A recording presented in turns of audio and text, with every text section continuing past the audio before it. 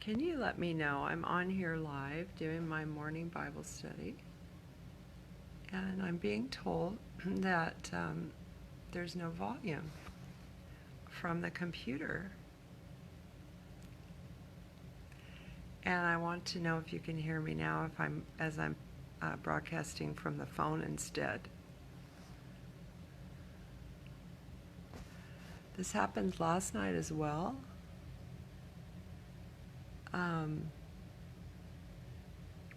Where I was trying to finish up our prayer time at 7, and the whole thing was recorded with no volume, and I didn't know it was happening. So let me just wait here for a moment and see if you are able to jump on and join us in Genesis chapter 12 after I've been talking already for 8 minutes and there's been no volume recorded.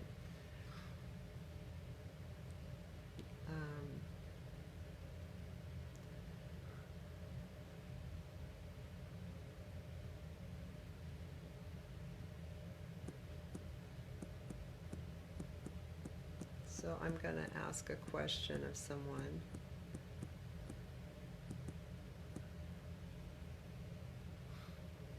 That can help me out here.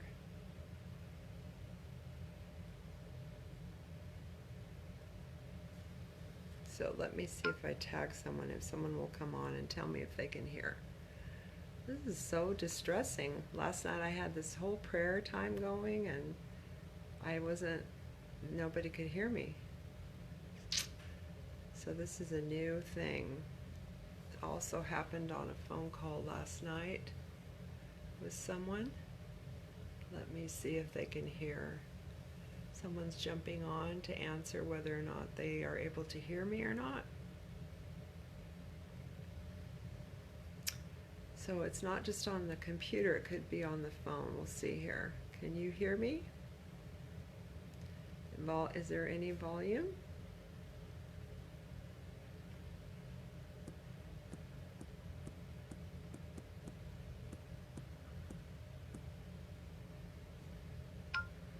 Someone's watching. I'd love to know if you can tell me if you can hear or not.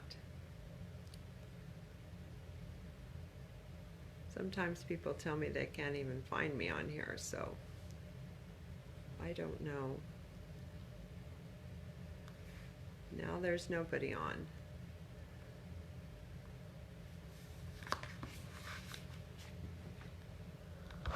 Oops.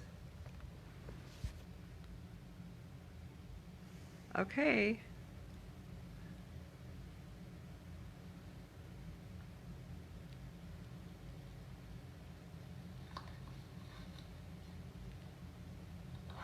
Oops. Can you hear me? Okay.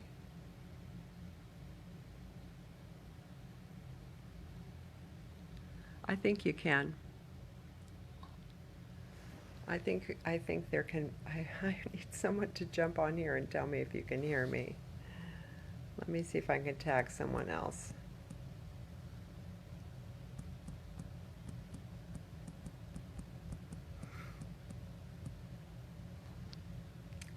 All right, let's see here. I'm sorry about all this delay. It's already 8:14. Don't even know if this is going to work.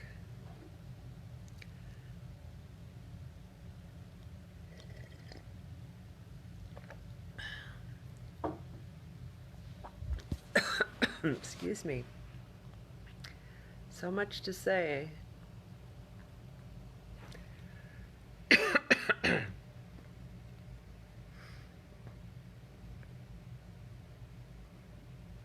Okay, then we'll proceed. Okay, thank you. All right, this is take 2, and we're going to start over. Chapter 12 of Genesis, and I'm just going to handhold my phone and get going here. Now Yahweh said to Abram, "Leave it all behind, your native land, your peoples, your father's household, and go to the land that I will show you. Follow me, and I'll make you into a great nation." Excuse me. "Follow me, and I will exceedingly bless and prosper you. Follow me, and I will make you famous. Follow me, so that you may be a tremendous source of blessings for other people. I'll bless all of the people that bless you, and I will curse everyone that curses you. And through you, all of the families of the earth will be blessed. So Abram obeyed Yahweh and left, and he took Lot with him.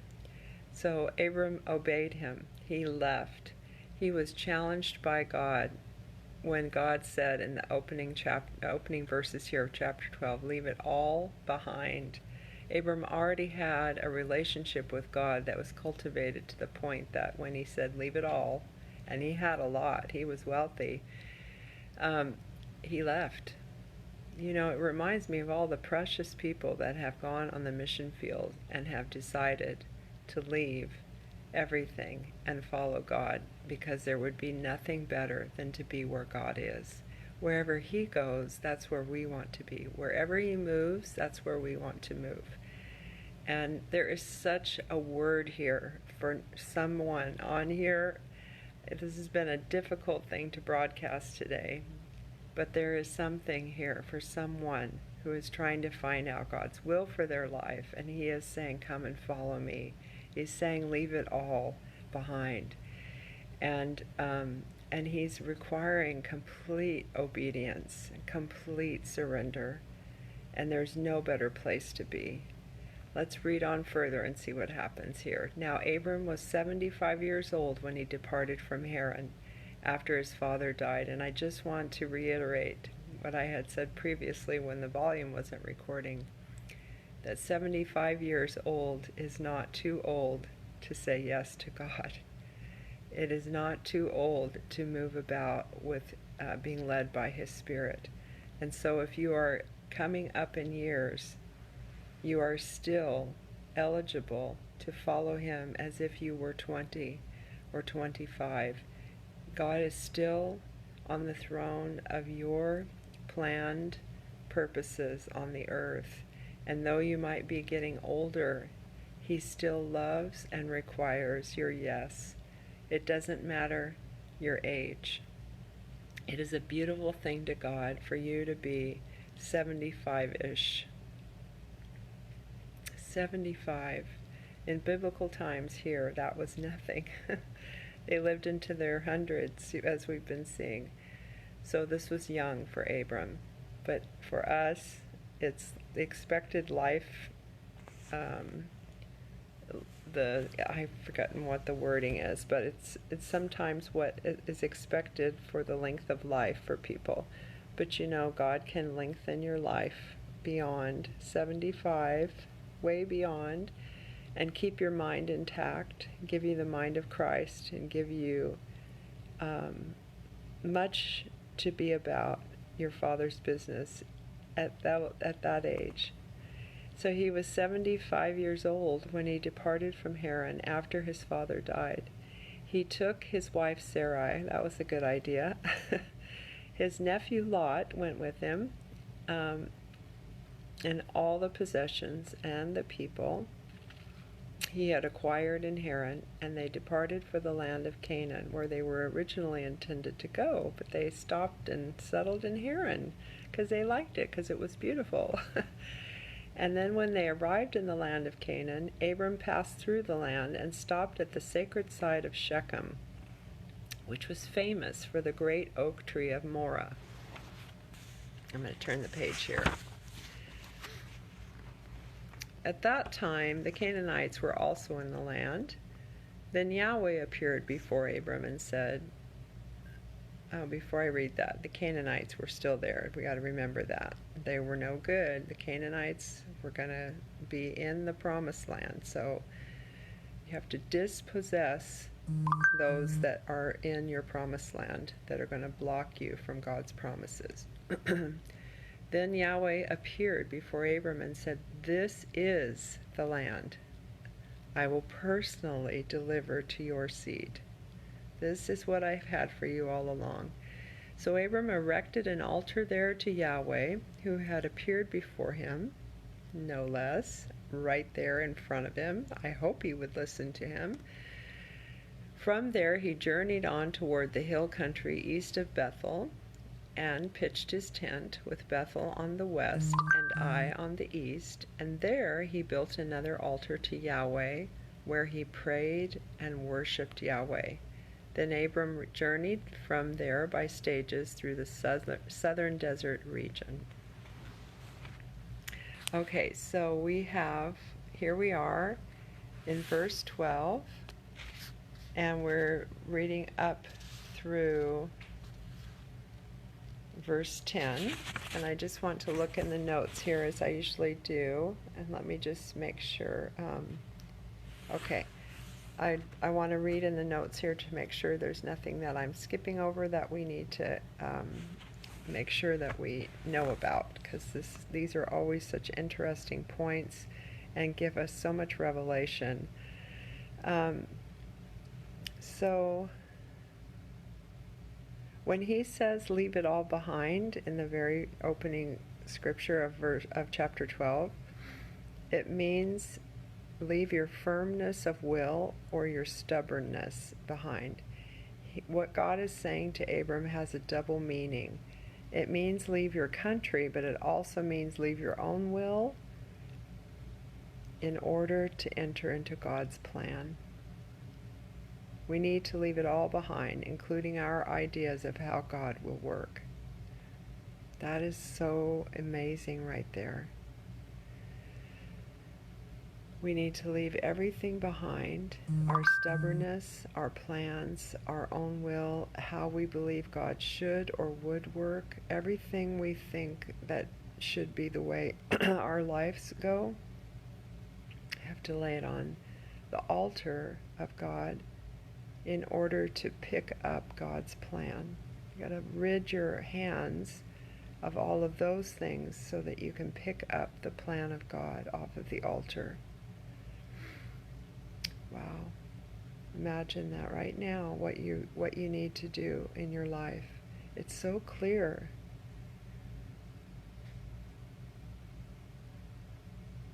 Wow. God was calling Abram out from more than just his relatives. God was calling Abram out from specific deity of worship connected to nations and clans and ancestors. And he's saying here that leaving all that is familiar would display an incredible act of faith on Abram's part.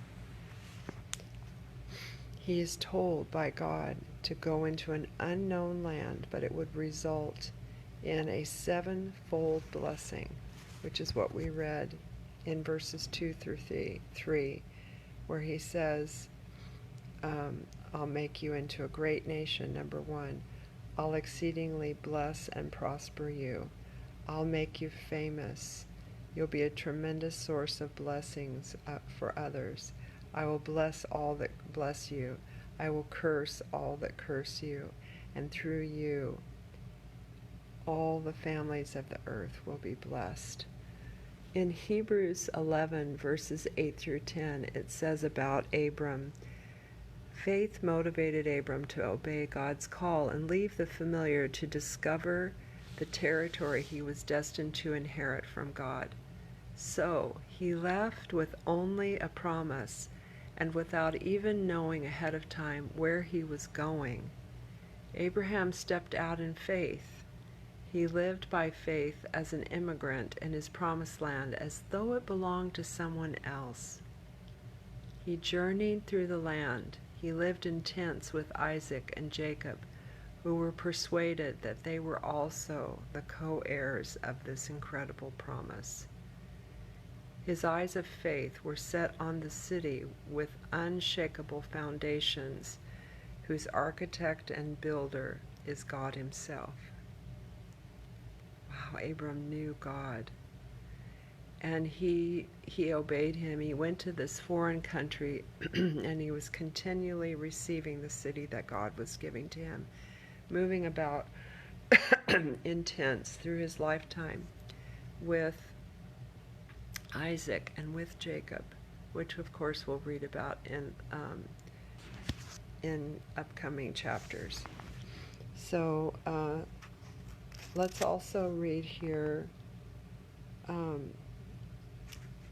when he promised him that he would make him a great nation, this would be a miracle, as we know, because back in chapter 11, verse 30, it says, "Now Sarai was barren and childless." And so she was barren. She was unable to have children. And God is saying to Abram, I'm going to make you a great nation. I'm going to, bless your seed. And it says here in the notes that it would have been a tremendous, awesome miracle if God was going to make good on his promise, because Sarai was unable to have children. And so this would have greatly stretched Abram's faith, but he believed God. He believed God. Because he had left his nation, God would make Abram into a great nation. God gave creative ability to Abram, not only to produce offspring, but applied creative ability to form lasting enterprises that would indeed shape a nation. God gave Abram the ability to create community, and gave it to his seed as well. This is something that we can ask for in our own families. I feel blessed to have beautiful daughters grafted into my family, into me, and making me with them a family. And I want this as well. I want that ability to form lasting enterprises, to shape a nation, to shape a people, and to create a community that will serve and follow after God wholeheartedly. In verse 2, it also says that God would make his name great, that he would make him famous. And we just got through studying about Babel and the Tower of Babel and how the people wanted to make their name great and they wanted fame.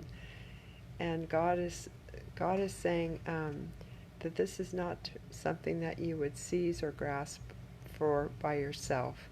This is something that is God-given. And when he does it, he has a purpose that is to reach other people and to affect other people's lives. It's not for you. Even though they might know who you are, people might know who you are, it's supposed to be because of what you do for other people.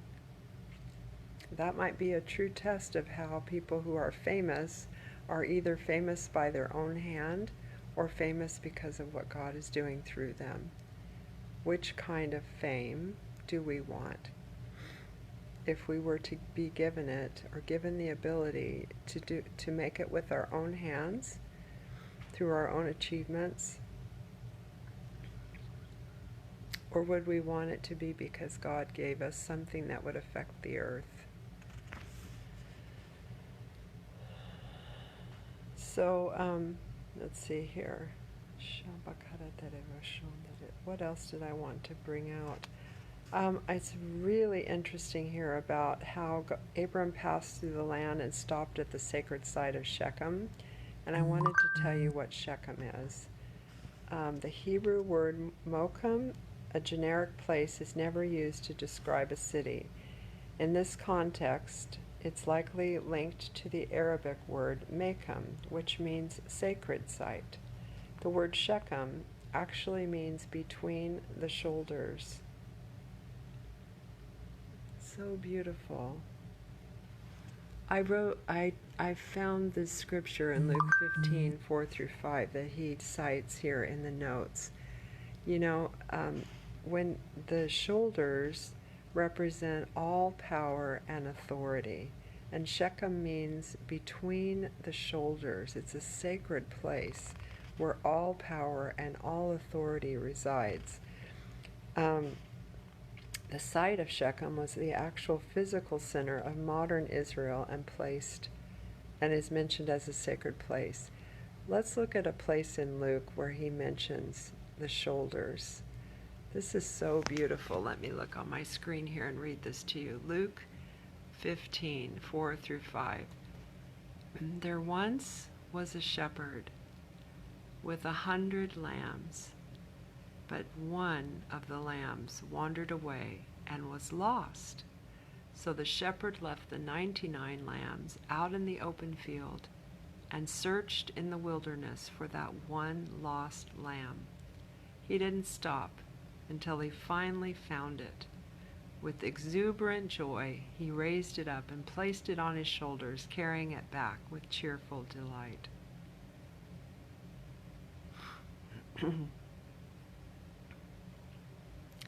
Have you been the one that God went after?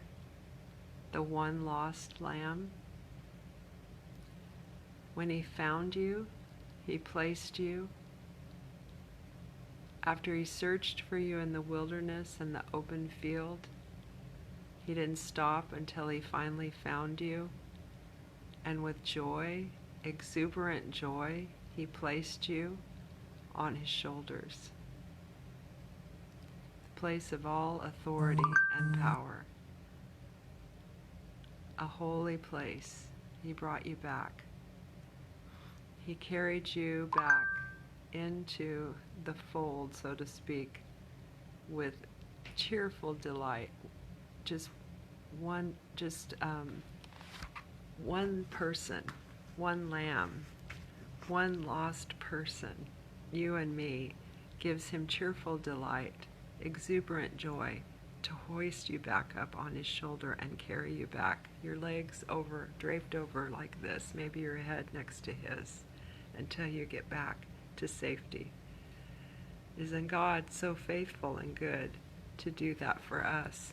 And I love that scripture about how he puts us in that most honorable place when he retrieves us from where we've been lost. Let's also read one more part about Abram. So beautiful here.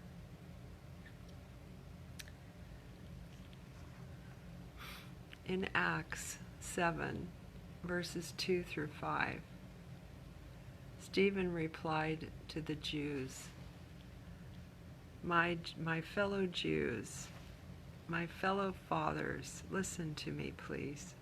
The God of glory appeared to our ancestor Abraham while he was living in Iraq. And before he moved to Haran in Syria, God said to him, Go, leave behind your country and your relatives, begin your journey, and come to the land that I will show you. So Abraham left southeastern Iraq and began his journey. He settled in Haran and stayed there until his father passed away. Then God had him move to the land of Israel with only a promise. Although God gave him no parcel of land he could call his own, not even a footprint, yet he promised Abraham that he and his descendants would one day have it all. And even though, as yet, Abram didn't have any children, not one child. And he left and he went and he followed him. And I just have to say that this is such a timely word for us. I think I'm going to not try to finish everything that I had planned today because of the interruption. And I just want to call us to this place that Abram found himself in today, that we would want to hear from the Lord in this way and follow him no matter what the cost. And it isn't as if we aren't going to find something at the other end of that. He has something so incredible. He has the promise that he will increase us and not decrease. And so even with just the promise, he said, no parcel of land could he call his own, not even a footprint yet. Yet he left, and all he had was this promise, the word of the Lord to him. And that's what we have to take as the most valuable thing that we walk in. And then we walk. Let me see if there was anything. Hi, Melissa. I'm trying to see who's on here. Now that I'm on my phone after 8 or 10 minutes of talking and no volume, and everyone's finally I guess, finding me. I'm, finishing up here in the first part of chapter 12. I just want to thank you for, I don't know, ever since last night I've had this problem where the volume's either gone out on my phone or on the computer, and I just think it's an attack. So I just want to, because it's of the time, it's 8:36, I just want to bless you, and we'll finish what we were going to talk about today. We'll finish it tomorrow, and I'm just grateful that you're on here with me. I have so many thoughts about what's going on in the world right now. I'm actually really grieved. I'm very grieved about some things that I'm finding out about, and the way that the pandemic is being mishandled. And if you live in Texas, I just want to talk to you a bit off of here, and I also just want to ask that you would pray for missionary friends of mine in Mozambique who where they're living, all around them, people are starving. They're trying very hard to feed them. And these are good friends of mine that are desperate for funding right now to feed people. They're handing people like an egg a day. There's just nothing because of the pandemic, because they're not allowed to come out. And I really am grieved about our food sources and the wreckage and the ruination of our crops right now.